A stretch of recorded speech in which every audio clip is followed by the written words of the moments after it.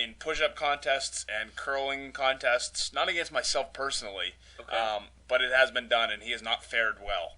So, all right, well, I meant just more on throwing the fantasy football. Oh yeah, he's looking field. strong He's looking on strong. the field. Yeah. 132 points, beat Senators. Second time he's scored the most points so far this year. In the week. So Heaney's looking good. He's got Black Doug. Good Black Doug Martin is doing had a great game, 32 points. Then few quick other things here. Jeff Fisher, the coach for the St. Louis Rams, Bob. Obviously, he's a former coach of the Tennessee Titans, and I think he's a very good coach. I think he's one of the better coaches. In the last 2 times he has played the Patriots, the first was the last time he played he was on the Titans, and then this past week's game, he has been outscored 104-7. So you're saying there's room for improvement? There's room for improvement. Just for what it's worth, the one touchdown came from some guy named Gibbons. Just saying. And then the other quick little stat here, Bob. Kansas City Chiefs, you mentioned in your power rankings, still have not had a lead for 1 second this season. It's pretty poor. I don't even know how that happens. It's pathetic.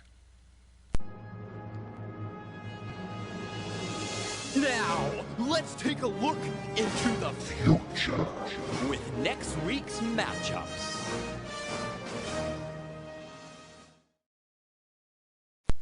All right, in Week 9, we got some more outer-divisional matchups. And, Bubba, we were mentioning before, I think maybe a few better matchups than last week, at least. Yes. The Amber Alerts up against the Rockdalian Senators. VIP on Swole against Brutal.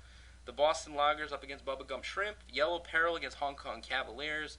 Myself, the Riverdale Scoopers, up against the Pig Newtons, and the Handy Quacks against Soul Glow. Bub, what game or games stand out to you? Game of the week? What did you got? There's two big ones in general and for me personally.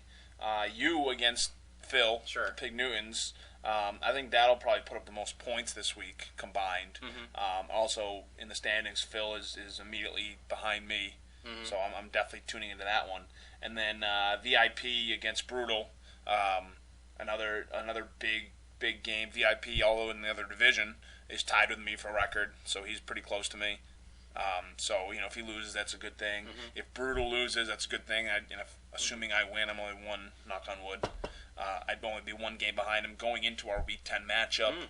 So and as of now, you have the tiebreaker with the points, which you think you would still have, considering the amount of points Brutal scored. So. Those are two big games I'm definitely tuning into this week. Yeah. I agree with you. I think it'd be it. You know what? The Loggers have caught my attention, and going up against you, Bub. I mean, obviously you're the big favorite, but Loggers at least is putting up in the 80s, 90s each week, and if you have a bad week, he could beat you. I'm gonna stomp him out this week. You are. He stands no chance. Okay, all right. I'm putting up 130. Oh, there it is. Is that a guarantee? It's a half guarantee. It's a half guarantee. Yeah. A half guarantee. Okay. Yep. I think if Soul Glow beats Handy Quacks is officially done. There is no question about it. Although you might say that now. Although if Handy Quacks beats Soul Glow could be done. Yeah, it's a big It's a big game for Soul Glow, I think, more. Yeah. And then my game against Pig Newtons, I mean, I'm 5-3 against Pig Newtons all time. And I don't want to say it, I don't want to jinx it, but I'm sitting here above at 8-0. If I beat Pig Newtons, I go to 9-0. That would tie a Dynasty record with the friggin' Guard Dogs. And then the following week, I mean, if I could go to 10-0, I'd break a record. You got to be looking at, can I go undefeated?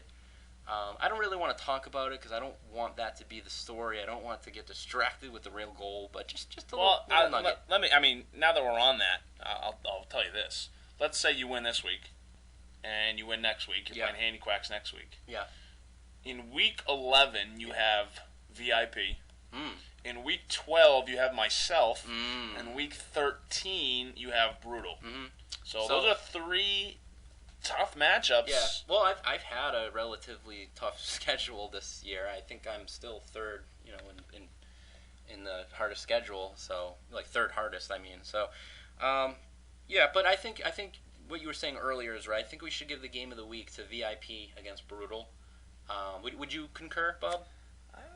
No? I would. No, I would say you and Pig Newtons. You want to go with me, Pig Newtons? Yeah. I was trying to be a little humble, but yeah, but I think that's going to have the most points. And okay. I think that's the game of the week. All right, there it is. Well, let's go ahead and let's get Will on the line, Bub. He's always entertaining. Sorry? What was that? Now it is time. Fucking right, it's time. So grab your balls and let's go. Coach's interview. Here we fucking go.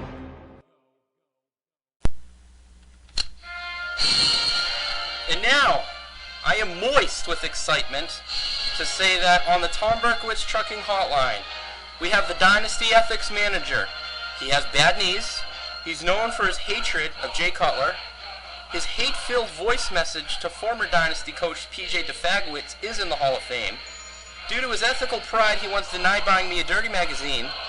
He is coach of still struggling 2-6 Rockdalian Senators, Coach William Q. DeYoung, the 69th. Coach, thanks for joining us today. It's a pleasure, gentlemen. Thank you very much for having me. Well, Coach, you made the playoffs in 2 of your first 3 seasons in the Dynasty. Seems like such a long time ago now. But since then, you finished 7-8, 9-6, 7-8 again, and then the putrid 2-13 season last year. Now, that last year was supposed to be a rebuilding year for you to turn things around for this year. But with another loss here this week to VIP, you've dropped now to 2-6. How disappointed are you? Disgusted. Just absolutely disgusted with the performance. You know, you look at the team, you look at what we put together this year, and really, really feel that team looks better than 2-6. That's for sure. And yeah, more or less thought about I want to kill someone, kill someone on my team, kill someone in general. You know, kill something. I don't know. Doesn't sound too happy. I just want to remind you, Will, that you are the Dynasty Ethics Manager, throwing around, murder threats. Just want to point that out there. This is an ethically themed show, by the way. So. I understand. Okay, Coach. I figured with rubbish removal, I had to take someone out. Coach, speaking of killing something, maybe you're talking about a dog. Do you think next year you'll be a little more careful choosing your keeper player? It seemed like you kind of went out and got Michael Vick right in the beginning, kind of almost on a whim. Maybe you just really wanted him, but didn't really turn out too good for you this year. You think maybe you'll be a little more careful? Yeah, definitely. I think definitely more careful going forward. Really, I tried playing the percentages on that one. My thought process was that there's no way that he can have 2 bad years, 2 down years in a row. I mean, be frank, last year was a down year for him, down year for the entire Eagles team, for that matter.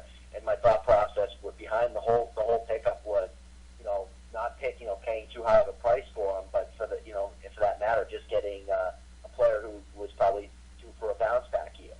And unfortunately, there's no bounce back. It's not pretty at all. Yes, not pretty. Coach, would you say that Michael Vick and maybe say Antonio Gates are most to blame for your disappointing season, or do you think it's fair for the legions of Senators fans to point their finger at you? I'm the guy making the decisions. Who else are you going to point the finger at? I mean, yeah, you can, if you want to, if you feel the need to crucify 3 people at once, yeah, I'm right up there, right on the hill with Vic and Gates. But I would say I'm the guy, I'm the decision maker here. So of course it's all on me. But definitely, I mean, when I look at my roster and I look at performance, I mean, definitely lack of performance on the consistent performance, I should say, from the quarterback position. Lack of consistent performance from the tight ends, just really, really disappointing. Now, Coach, due to the newly implemented rule, the losers of each division will be buying the pizza. Sitting at 2-6, last in the South Division, do you think that you will be buying the pizza at next year's draft? No, not at all. No,